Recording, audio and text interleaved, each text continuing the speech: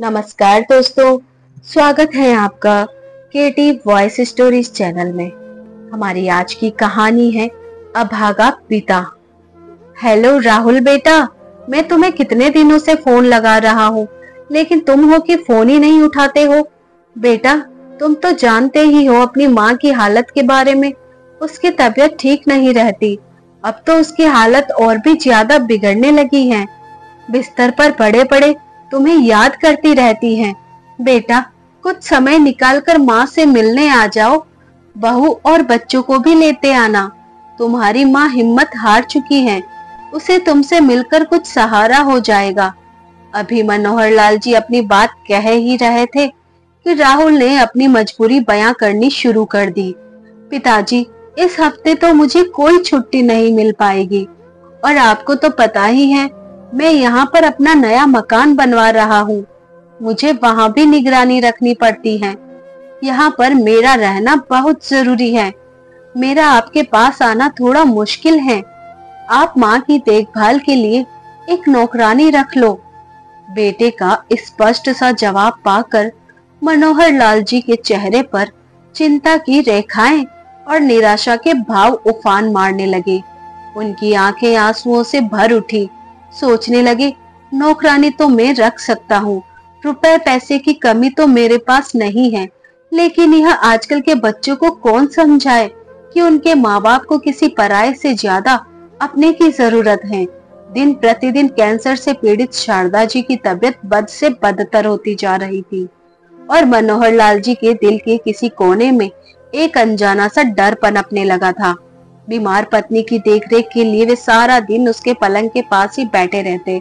कभी कभी तो शारदा जी पूछ बैठती, क्यों जी, आपने राहुल को फोन करके मेरी तबीयत के बारे में नहीं बताया क्या? ऐसा कौन सा काम है जो अपनी माँ से बढ़कर हो गया उसके लिए? सुनिए जी, अगर हमारे बेटे को छुट्टी नहीं मिल पा रही तो हम ही उसके घर चले जाते हैं। कुछ दिनों से बहुत दिल कर रहा है अपने बच्चों से मिलने का। फिर मनोहर लाल जी फीकी मुस्कुराहट देकर झूठी तसल्ली देने लगते और कहते कि तुम्हारे लाडले ने यहाँ आने के लिए पूरे हफ्ते की छुट्टी के लिए अप्लाई किया हुआ है, इसलिए आने में कुछ समय लग रहा है। अब तो शारदा जी भी जान गई थी कि यह सब बातें हैं। उनके पति उनका दिल रखने के लिए कह रहे हैं, वरना दिल्ली यहाँ से है ही कितनी दूर। इस समय इस उपेक्षित वृद्ध दंपति के पास ऐसा कोई अपना नहीं था जिनके साथ वे अपना गम बांट सके। वे दोनों एक दूसरे को ही तसल्ली देकर रह जाते थे।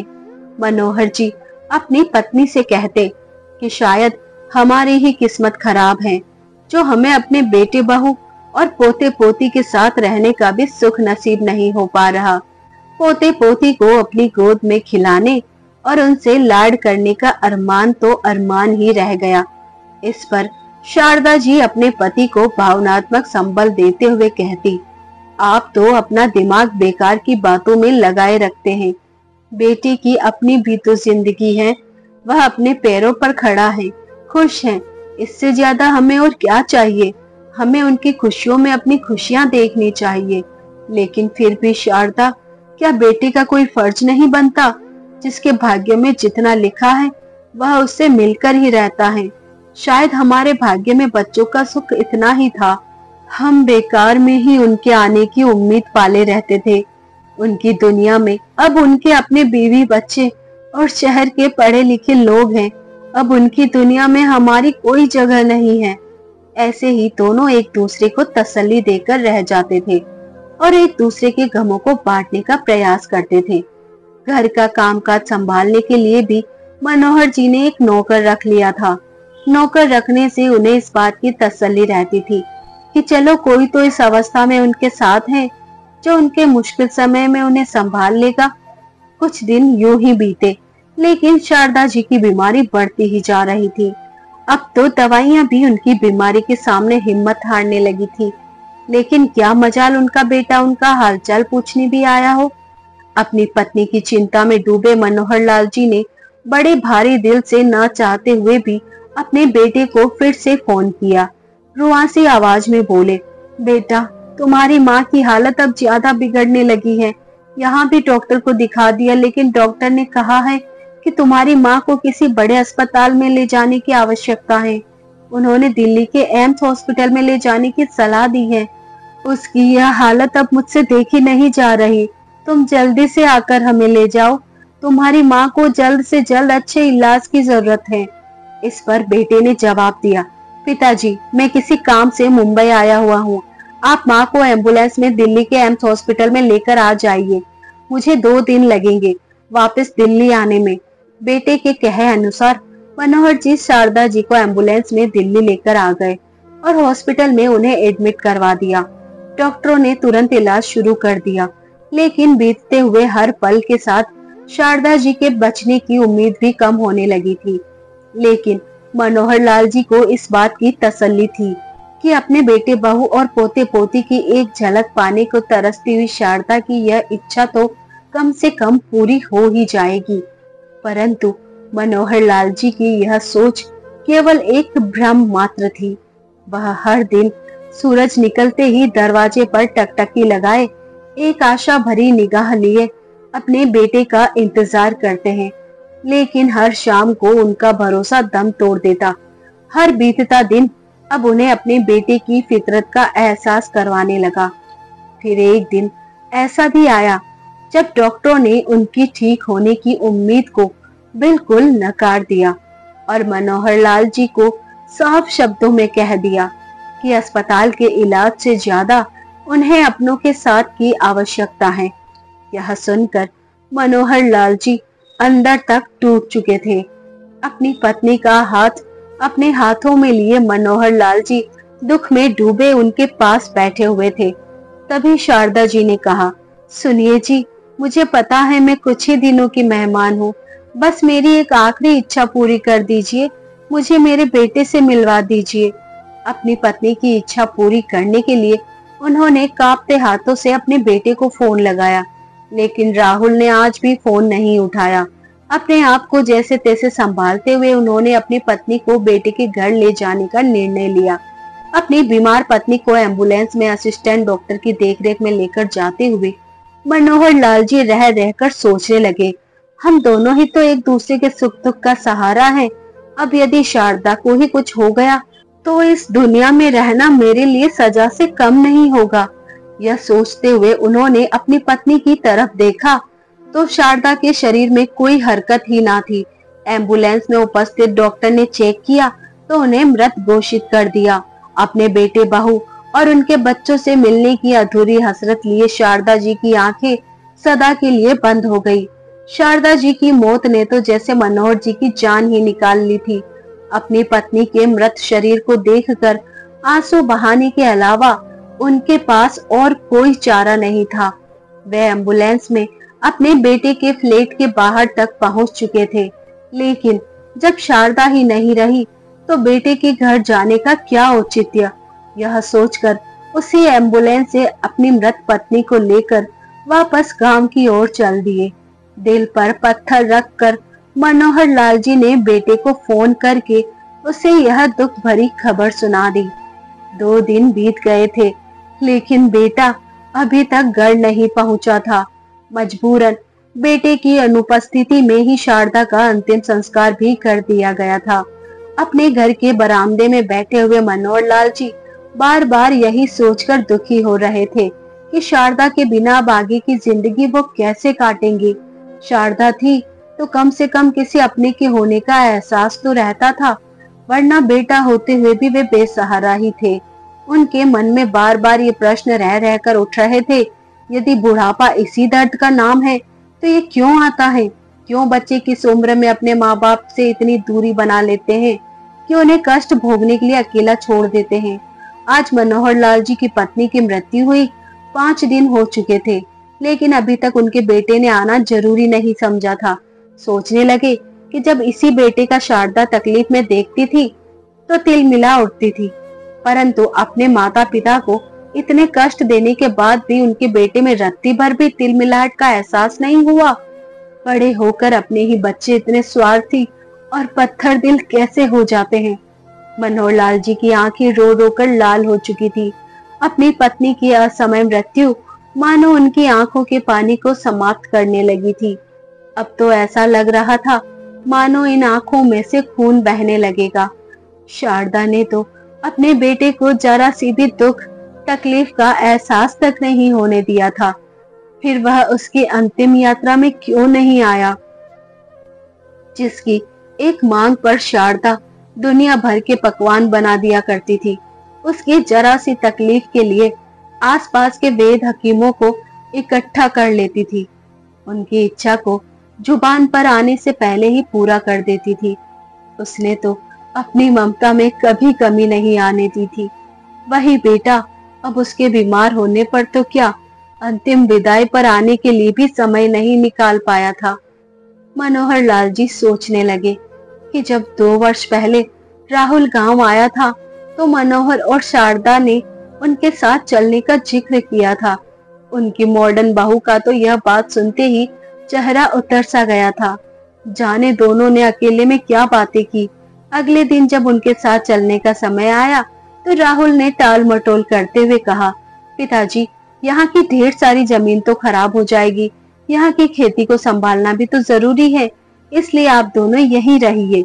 बेटे राहुल की हाँ में हाँ मिलाते हुए बहू भी बोली, ये ठीक कह रहे हैं पिताजी, इस बुढ़ापे में दिल्ली शहर का प्रदूषण भरा वातावरण आपकी सेहत के लिए वैसे भी अच्छा नहीं है। गांव का साफ और स्वच्छ वातावरण ही आप दोनों के स्वास्थ्य के लिए उचित रहेगा। मनोहर जी ने तो उसी दिन ही बेटे बहू के मन को टटोल लिया था। उन्हें मन ही मन एहसास हो रहा था कि अब अपने बेटे के सहारे की उम्मीद रखना ही बेकार है, लेकिन उस समय तो उनके पास अपनी पत्नी का सहारा था।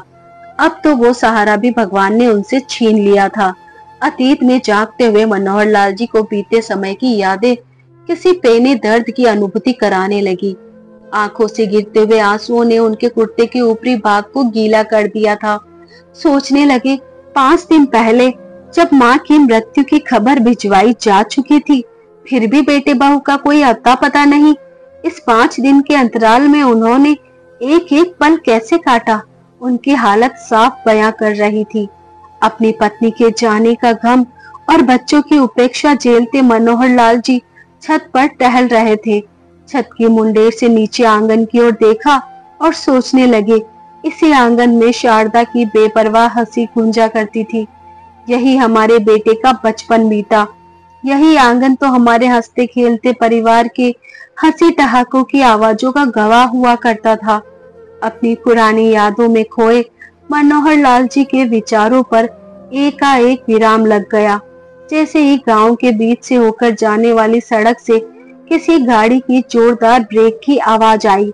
अपने बेटे के आने की आशा के लिए उन्होंने गाड़ी की ओर देखा तो पास वाले शर्मा जी का बेटा उस गाड़ी में से उतर रहा था, जो गुड़गांव में नौकरी करता था। उसे देखकर सोचने लगे कि सबके बच्चे कुछ दिनों की नौकरी के बाद अपने माता पिता से मिलने आते हैं। एक वे ही अभागे हैं जिनके बेटे ने उन्हें इस हालत में भी अकेला छोड़ दिया था। गम के अथाह सागर में डूबे मनोहर लाल जी कुछ देर में छत से नीचे उतर आए तो देखा शर्मा जी का बेटा शारदा के लिए अफसोस प्रकट करने आया हुआ था। अब तो मनोहर लाल जी को अपनी परवरिश पर भी घिन आने लगी थी। बाहर निकलकर अपने बेटे के आने की आस से एक बार फिर सड़क का मुआयना करने निकले तो देखा दूर दूर तक सन्नाटा पसरा था और फिर से कांपती टांगों के साथ वह अंदर आ गए। अपनी माँ की तेरहवीं पर जब राहुल अपनी पत्नी और बच्चों के साथ गांव पहुंचा तो गांव में चारों ओर आश्चर्यचकित कर देने वाला सन्नाटा पसरा हुआ था। गांव की गलियां, चौराहे जहां हर पल लोगों की चहल पहल लगी रहती थी, आज सुनसान पड़े थे। कहीं बच्चे भी खेलते नजर नहीं आ रहे थे। जहां कहीं 1-2 गांव वाले नजर भी आए तो देखा उनकी नजरें उसे ऐसे देख रही थी जैसे वह कोई अपराधी हो जिसने बहुत बड़ा गुनाह किया है। जैसे ही वे लोग घर पहुंचे तो देखा घर के आंगन में लोगों की भीड़ जुटी हुई थी। आगे बढ़ा तो सारे गांव वालों की हैरानी भरी नजरें उसे अपराध बोध करा रही थी। अंदर आकर देखा तो आंगन में उसके पिता को फर्श पर लिटाया जा रहा था और उन पर सफेद कफन चढ़ाया जा रहा था। उसके कुछ बोलने से पहले ही उसके पिताजी के एक दोस्त ने उसके हाथ में एक चिट्ठी थमा दी और बोले, बेटा, यह तुम्हारे पिताजी ने तुम्हारे लिए लिखी थी। चिट्ठी देते हुए उनकी घूरती निगाहें राहुल को अंदर तक झकझोर रही थी। उसके पिताजी ने उसके लिए चिट्ठी में क्या लिखा है, यह जानने के लिए उसने जैसे ही चिट्ठी खोली तो सबसे ऊपर लिखा हुआ था, मेरे प्यारे बेटे, सदा खुश रहना। मुझे नहीं मालूम कि तुमसे मिलने के लिए मैं जिंदा भी बचूंगा या नहीं, और वैसे भी जान तो मेरी उसी दिन निकल गई थी जिस दिन तुम्हारी माँ, जो हर सुख दुख में मेरा सहारा थी, मुझे छोड़कर गई थी। लेकिन तुम मेरे इकलौते बेटे, मेरे अपने होते हुए भी मुझसे इतने पराये कैसे हो गए, यह बात मेरी समझ से बाहर है। तुम्हारी माँ, जिसने तुम्हें पाल पोस कर बड़ा किया, तुम्हारी एक झलक को पाने के लिए भी अंतिम सांस तक तुम्हारा इंतजार करती रही, लेकिन तुम ना आए। अपना मकान और अपनी नौकरी तुम्हें अपनी माँ से भी ज्यादा जरूरी लगने लगी थी। अपनी बीमार माँ का हालचाल पूछना तो बहुत दूर की बात है, तुम उसके अंतिम संस्कार तक भी नहीं पहुंच पाए। तुमने कहने भर को तो हमें दादा दादी बना दिया, लेकिन कभी हमारे पोता पोती को गोद में खिलाने का मौका तक ना दे सके। शायद हमारे ही भाग्य का कसूर था, या फिर हमारे द्वारा दिए गए संस्कारों में दोष था, जो तुम हमारे चेहरे की गहराती लकीरों को भी पढ़ ना पाए, हमारे दिल में उभरते दुख के भाव को समझ ना पाए। पत्र को पढ़ते ही राहुल बीच में रुक गया। पत्र में कुछ शब्द फीके हो चुके थे, शायद पिताजी के आंसुओं ने उन्हें धुंधला कर दिया था। फिर से राहुल ने पत्र पढ़ना शुरू किया। बेटा, मेरी भगवान से प्रार्थना है कि जो दुख हमें इस अवस्था में झेलने पड़े, ऐसे दुख भगवान किसी और माता पिता को ना दिखाएं। लेकिन हमारे समाज में आजकल बुजुर्गों की स्थिति को देखते हुए मैंने महसूस किया है कि मेरे जैसे बहुत से बूढ़े माता पिता ऐसे हैं जिन्हें तुम जैसी औलाद के कारण नरक से भी बदतर जिंदगी जीनी पड़ रही है। इसलिए मुझे माफ करना, क्योंकि मैंने अपनी सारी जमीन और यह मकान वृद्ध आश्रम को दान कर दिया है। लेकिन मेरी यह दिल से इच्छा है कि जैसा तुमने हमारे साथ किया है, वैसा तुम्हारे साथ ना हो। अपने जीवन के अंतिम समय को मैंने बहुत कष्टों में गुजारा है। आज मैं अपने जीवन का सबसे बड़ा निर्णय लेने जा रहा हूँ। मैं तुमसे अपने शरीर को मुखाग्नि देने का अधिकार छीनता हूँ। चिट्ठी पढ़ते हुए राहुल के हाथ और आवाज कांपने लगे थे, लेकिन फिर भी उसने पढ़ना जारी रखा। पत्र में आगे लिखा था, वैसे भी असीम दुखों को झेलते हुए जल तो मैं बहुत पहले ही चुका था, वह शरीर तो केवल दिखावा मात्र है। बेटा, तुम अपनी माँ की तो अंतिम इच्छा पूरी ना कर पाए, लेकिन मैं चाहता हूँ कि तुम मेरी इन इच्छाओं को सम्मान करते हो तो मेरे मृत शरीर को किसी अस्पताल को दान कर देना, ताकि यह नश्वर शरीर किसी जरूरतमंद के काम आ जाए। हो सके तो मुझे माफ करना। पत्र को पढ़कर राहुल के चेहरे पर असीम दुख के भाव तैरने लगे। अपने घुटनों के बल बैठकर जोर जोर से रोने लगा, लेकिन अब इस पछतावे के लिए बहुत देर हो चुकी थी। बाहर से एम्बुलेंस की आवाज आई और उसके पिता के मृत शरीर को उठाकर ले जाया जाने लगा। एक एक करके सभी रिश्तेदार और गांव वाले भी वापस चले गए थे।